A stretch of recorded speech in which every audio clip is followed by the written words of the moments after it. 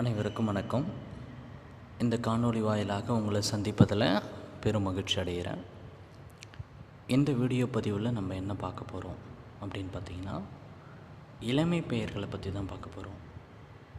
விலங்குகளினுடைய இளமை பெயர், காய்களினுடைய இளமை பெயர், காய்கறிகளினுடைய இளமை பெயர், தாவரங்களினுடைய இளமை பெயர்களை பற்றி பார்க்கக்கூடியதாக இருக்குது. இந்த காணொளியை பொறுத்த வரைக்கும் பதிவிடக்கூடிய அனைத்து விஷயங்களும் ஏற்கனவே உங்களுக்கு இந்த தகவல்கள் முழுமையாக தெரிந்திருக்கலாம் அப்படின்ற ஒரு அலட்சியத்தில் இதை பார்க்காதீங்க. ஏதாவது ஒரு விதத்தில் உங்களுக்கு தெரியாத சிறிய தகவல்களும் இதில் இருக்கலாம். உங்களுக்கு ரொம்ப நல்லா தெரிஞ்சிருக்கு அப்படின்னு உங்களுடைய மனசுக்கு பதிந்தால் இந்த காணொளியை ஆன் பண்ணிவிட்டு ஒரு நோட்டையும் ஒரு பெண்ணையும் எடுத்துக்கிட்டு நம்ம சொல்லக்கூடிய அந்த ஒரு வார்த்தைக்கான விடையை உங்களோட நோட்டில் எழுத ஆரம்பிச்சிருங்க. காதால் வினாக்களை கேட்டு அதற்கு விடை சொல்வதற்கு முன்னால் நீங்கள் அதற்கான விடையை இது பண்ணிக்கோங்க. சரி, இந்த முக்கிய காணொளியை பற்றி நம்ம பார்ப்போம். வாங்க, இளமை பெயர்கள் அப்படின்ற கான்செப்டை பார்க்கலாம். ஃபஸ்ட் எடுத்தோடனே நம்ம விலங்குகளின் இளமை பெயரை பற்றி பார்க்குறோம். இதில் என்ன சொல்ல போகிறாங்க அப்படின்னா, இந்த விலங்குகள் இருக்குது பார்த்திங்களா, இப்போ எலி, பூனை, ஆடு, மாடு அது மாதிரிலாம் இருக்கிறத நம்ம என்ன பெயரில் சொல்கிறோம்? இந்த குட்டி, கன்று, பிள்ளை அப்படின்னு குறிப்பிடக்கூடிய பகுதிகள் இது அப்படின்னு சொல்லிட்டு பார்க்குறோம். ஃபஸ்ட் எடுத்தோடனே ஆடை பார்க்குறோம். இந்த ஆடினுடைய இளமை பெயர் என்ன? அப்போ ஆட்டு குட்டி அப்படின்னு சொல்லிட்டு பார்க்கக்கூடியதாக இருக்குது. ரெண்டாவது, குதிரையினுடைய இளமை பெயர் என்ன? குதிரையினுடைய இளமை பெயர் குதிரை குட்டி. அடுத்து குரங்கு. குரங்கினுடைய இளமை பெயர் என்ன அப்படின்னா குதிரை குட்டி. அடுத்து நாயினுடைய இளமை பெயர். இப்போ நம்ம பொதுவாகவே சொல்லுவோம்ல, இதெல்லாம் பழக்கத்தில் இருக்கக்கூடியதாக இருக்கும், நாய்க்குட்டி. அடுத்து பூனையினுடைய இளமை பெயர். வீட்டு விலங்கில் நாய்க்கு அடுத்து இருக்கக்கூடிய மிக முக்கியமான விலங்காக இருக்கக்கூடிய பூனை. பூனையை நம்ம என்ன சொல்லக்கூடியதாக இருக்கும்? பூனை குட்டி அப்படின்னு சொல்லக்கூடியதாக இருக்கும்.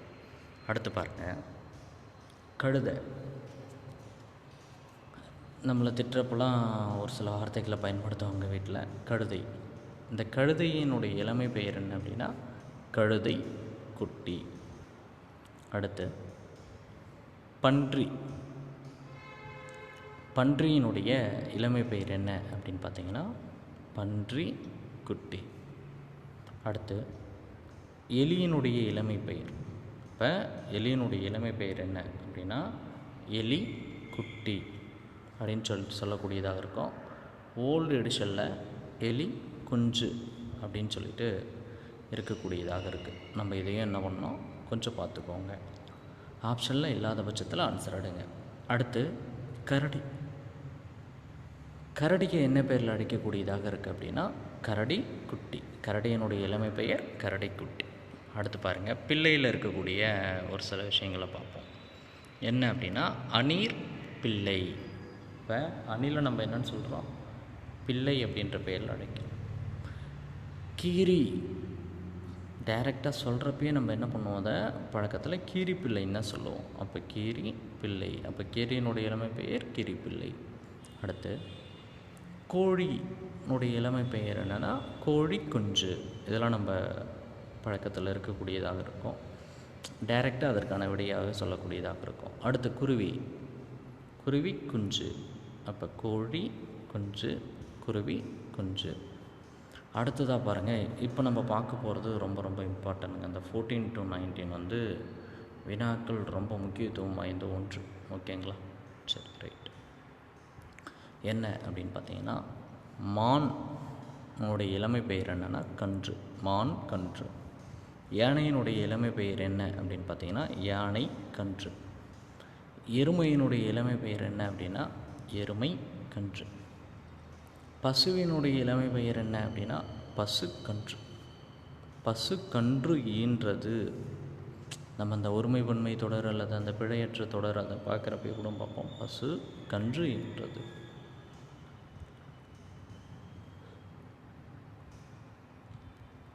அடுத்தது பார்த்திங்கன்னா புலி. புலி பரர், பழர் அப்படின்றதான் சரி. புலி குஞ்சு அப்படின்னு சொல்லிட்டு ஒரு சில இடத்துல இருக்குது. இதை நம்ம எடுத்துக்க வேணாம். சப்போஸ் அது இல்லாத பட்சத்தில், பழர் அப்படின்றது இல்லாத பட்சத்தில் நம்ம எதை எடுக்கலாம் ஆப்ஷனில் அப்படின்னா நம்ம அந்த குஞ்சுன்றதை எடுக்கலாம். சிங்க குருளை. சிங்கத்தினுடைய இளமை பெயர் என்ன அப்படின்னா குருளை. காகம் என்ன பெயரில் அழைக்கப்படுகிறது அப்படின்னா குஞ்சுன்ற பெயரில் அழைக்கப்படுகிறது. நீங்கள் கீழே கமெண்டில் என்ன பண்ணுங்க அப்படின்னா கிளி, கிளியினுடைய இளமை பெயர்கள் என்ன அப்படின்றத மறக்காமல் கீழே கமெண்ட் பண்ணுங்கள். இப்போ நம்ம விலங்கை பார்த்தோம். இருந்தாலும் ஒரு சில வினாக்களை நம்ம இந்த இளம் பயிர் வகை பார்க்குறதுக்கு முன்னாடி ஒரு சில வினாக்களை நான் கேட்டுடுறேன். இதெல்லாம் மறக்காமல் கீழே கமெண்ட் செக்ஷனில் கமெண்ட் பண்ணுங்கள். இளமை பெயர்களை, உரிய இளமை பெயர்களை எழுதுக. இப்போ இதில் தான் நம்ம பார்க்க போகிறோம். ஒரு 5 வினா. 1, கீரியினுடைய இளமை பெயர் என்ன? 2, மானினுடைய இளமை பெயர் என்ன? 2, மானினுடைய இளமை பெயர் என்ன? 3, சிங்கத்தினுடைய இளமை பெயர் என்ன? சிங்கத்தினுடைய இளமை பெயர் என்ன? 4, பூனையினுடைய இளமை பெயர் என்ன? 5, எருமையினுடைய இளமை பெயர் என்ன? இந்த 5 வினாக்களுக்கும் மறக்காமல் என்ன பண்ணுங்கள் கீழே கமெண்ட் செக்ஷனில் கமெண்ட் பண்ணுறேங்க. அடுத்து இளம் பயிர் வகை. இதெல்லாம் நம்ம முன்னாடி இருக்கிறது கூட நம்ம எல்லாருக்கும் தெரியும். இப்போ இதெல்லாம் நம்ம கொஞ்சம் தெளிவாக ஞாபகம் வைத்துக்குள்ளே ஒரு விஷயம், கட்டாய வினாக்கள் இடம்பெறக்கூடிய ஒரு விஷயம். 10ஆம் வகுப்பில் ஃபஸ்ட்டு லெசனில் வரக்கூடிய அந்த சொல்வளம், தேவநேய பாவனர் இது உள்ள இருக்கக்கூடிய மிக முக்கியமான ஒரு கண்டென்ட்டாக இருக்குது. இப்போ நாற்று, நெல் கத்தரி, இதை நம்ம என்னன்னு சொல்லுவோம்னா அதனுடைய இளமை பெயரை நெல் நாற்று, கத்தரி நாற்று,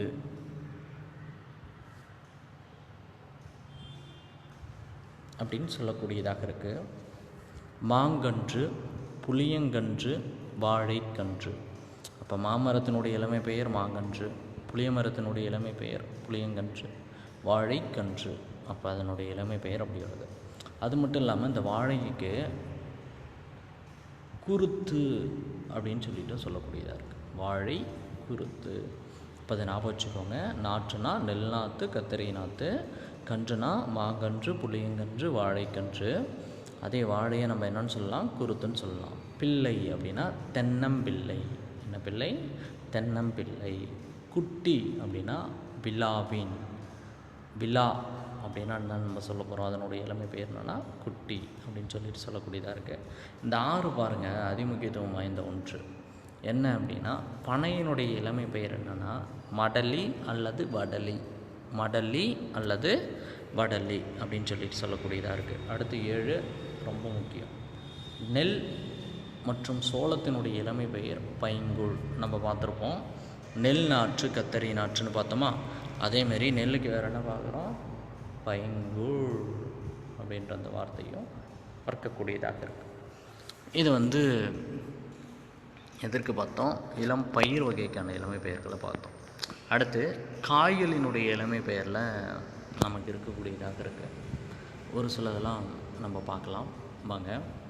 இப்போ காய்களினுடைய இளநிலை என்ன அப்படின்னா, இப்போ நம்ம பார்க்கக்கூடிய மிக முக்கியமான ஒன்று அவரை பிஞ்சு. இதுவே டைரெக்டாக காயினுடைய இளமை பெயராக தான் இருக்குது. அவரை பிஞ்சுன்னு சொல்லலாம், அல்லது அவரை பொட்டு. அவரை பிஞ்சுன்னு சொல்லலாம், இல்லைன்னா அதை என்னன்னு சொல்லலாம் அவரை பொட்டு அப்படின்னு சொல்லிட்டு சொல்லலாம். மாம் பிஞ்சு என்ன சொல்லுவாங்க அப்படின்னா மாவடு. அப்போ மா பிஞ்சை நம்ம என்ன சொல்ல போகிறோம்? மாவடு. இது மட்டும் மாறாதுங்க, மற்றது எல்லாமே மாறக்கூடியதாக இருக்கும். நம்ம அங்கே பார்த்துருப்போம் தென்னம்பிள்ளை அப்படின்னு நம்ம பார்த்துருப்போமா, தென்னங்குருத்தை அப்படின்ற மாதிரி. இப்போ தென்னை குறும்பை இந்த இடத்துல நம்ம பார்க்குறோம். தென்னை குறும்பை இதெல்லாம் மறக்காமல் அந்த இடத்துல எழுதி வச்சுக்கோங்க. இப்போ வாழை பிஞ்சு வாழைப்பிஞ்சை என்ன சொல்கிறாங்க அப்படின்னா வாழைக்கச்சல். என்னது? கச்சல். வாழைக்கச்சல் சொல்லுவாங்க, அப்படி இல்லைன்னா பொதுவாக கச்சல் அப்படின்ற வார்த்தையை பயன்படுத்துவாங்க. அடுத்து பாருங்கள், முருங்கை பிஞ்சை நம்ம என்ன பேரில் பயன்படுத்துகிறோம் அப்படின்னா அதான் முருங்கைக்காயை நம்ம இளமை பெயரில் என்ன சொல்லுவோம்னா முருங்கை பிஞ்சு அப்படின்னு சொல்லுவோம். அப்படி இல்லைன்னா முருங்கை சரடு. என்னென்னு சொல்கிறோம்? முருங்கை சரடு. அடுத்து வெள்ளரி பிஞ்சு. வெள்ளரிக்காயினுடைய பிஞ்சை நம்ம என்னென்னு சொல்கிறோம்னா இளமை பெயரில் வெள்ளரிக்காயை வெள்ளரி பிஞ்சு அப்படின்னு சொல்லிட்டு சொல்லக்கூடியதாக இருக்குது. பலா பிஞ்சை நம்ம என்னென்னு சொல்கிறோம் அப்படின்னா மூசு அப்படின்ற வார்த்தை. பலா பிஞ்சை நம்ம என்னென்னு சொல்கிறோம்? மூசு. பலா, மூசு. இளம் தேங்காய் அப்படின்னா வழுக்கை. வழுக்கை நேர்ந்தது தான் அது இளமையான தேங்காய் அப்படின்னு சொல்லிட்டு சொல்லக்கூடியதாக இருக்குது. முற்றிய தேங்காய்னா என்னது? நெத்து தேங்காய் தான் என்னது? முத்தி போச்சு. முத்தின போன தேங்காய் என்னப்பா நெத்தாகுது தேங்காய் அப்படின்னு நம்ம கடையில் கேட்போம் பார்த்தீங்களா? அது மாதிரி. அடுத்து இன்னும் ஒரு சில விஷயங்கள் இருக்குது. இதையே நமக்கு கேள்வியாக கேட்குறாங்க. பூம்பிஞ்சு அப்படின்னா பூவோடு கூடிய இளம்பிஞ்சு. பூம்பிஞ்சுன்னா என்னது? பூவோடு கூடிய இளம்பிஞ்சு. அடுத்து பிஞ்சு. பிஞ்சுனாலுமே என்ன அப்படின்னா இளம் காய், இளமையாக இருக்கக்கூடிய காய். இப்போ தான் அவரை செடி பிஞ்சே விடுது, இப்போ தான் கத்திரி செடி பிஞ்சே வைக்கிது அப்படின்னு நம்ம சொல்கிறோம்ல, அது மாதிரி.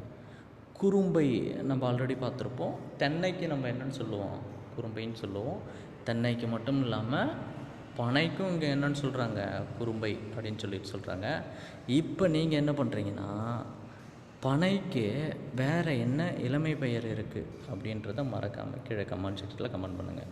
இந்த இடத்துல குறும்பை பார்க்குறோம், மற்ற இடத்துல என்ன சொல்லியிருக்காங்க அப்படின்றத மறக்காமல் பார்த்து சொல்லுங்கள். அடுத்து கவ்வை. எல்பிஞ்சை என்ன பெயரில் சொல்கிறோம் அப்படின்னா கவ்வைன்ற வார்த்தையில் அழைக்கக்கூடியதாக இருக்குது. எல்பிஞ்சை என்ன பெயரில் அழைக்கிறோம்? கவ்வை. அப்போ இதெல்லாம் ரொம்ப முக்கியமானது. இது மாதிரி வித்தியாசமாக இருக்கக்கூடியதெல்லாம் இருந்து நமக்கு வினாக்கள் கேட்கலாம். அடுத்து முட்டுக்குறும்பை அப்படின்னா என்னது? சிறு குறும்பை. அந்த முட்டுக்கு பதிலாக என்ன வார்த்தையை போடுறோம்? சிறு குறும்பை அப்படின்ட்டு. இளம் நீர் அப்படின்னா முற்றாத தேங்காய். இப்போ தான் நம்ம பார்த்தோம் வழுக்கை அப்படின்னு சொல்லிட்டு. இந்த இடத்துல என்ன சொல்கிறாங்க? முற்றாத தேங்காய் அப்படின்னு சொல்லிட்டு சொல்கிறாங்க. அடுத்து நுழாய். இது முக்கியமான ஒன்றுங்க, மார்க் பண்ணிக்கோங்க. இது என்னது? அதிமுக்கியத்துவம் வாய்ந்த ஒன்று. இதெல்லாம் வினாக்களாக எதிர்பார்க்கலாம். நுழாய் அப்படின்னா இளம் பாக்கு. நுழாய்னா என்னது? இளம் பாக்கு. அடுத்ததாக பாருங்களேன், இளம் நெல். இளமையாக இருக்கக்கூடிய நெல்லை என்ன பேரில் சொல்கிறாங்க அப்படின்னா கருக்கல். என்ன பேரில் சொல்கிறாங்க? கருக்கல். நம்ம ஆல்ரெடி நெல்லுக்கு 2 விஷயத்தை பார்த்துருப்போமா? நெல்லினுடைய இளமை பெயரில் 2 விஷயத்தை பார்த்துருப்போம். அப்போ அதை கீழே கமெண்ட் செக்ஷனில் மறக்காமல் பண்ணுங்கள். நெல்லினுடைய வேறு இளமை பெயர்கள் என்ன அப்படின்றத கமெண்டில் பண்ணுங்கள். அடுத்து கத்தரி பிஞ்சு. அப்போ கத்திரிக்காயை இளமையாக இருக்கிறப்ப என்ன சொல்கிறோம்? கத்தரி பிஞ்சு அப்படின்னு சொல்கிறோம். கொய்யா பழத்தை நம்ம என்ன சொல்கிறோம்? ஸ்டார்டிங்கில் இளமை பெயரில் கொய்யா பிஞ்சுன்ற வார்த்தையை பயன்படுத்தக்கூடியதாக இருக்குது. சரிங்களா? அப்போ கேட்ட வினாக்கள்லாம் மறக்காமல் கீழே என்ன பண்ணுங்கள்? கமெண்டில் கமெண்ட் பண்ணுங்கள். உங்களுக்கு பயனுள்ள தகவலை தொடர்ச்சியாக பதிவிட்டுட்டு வரோம். தேங்க்யூ.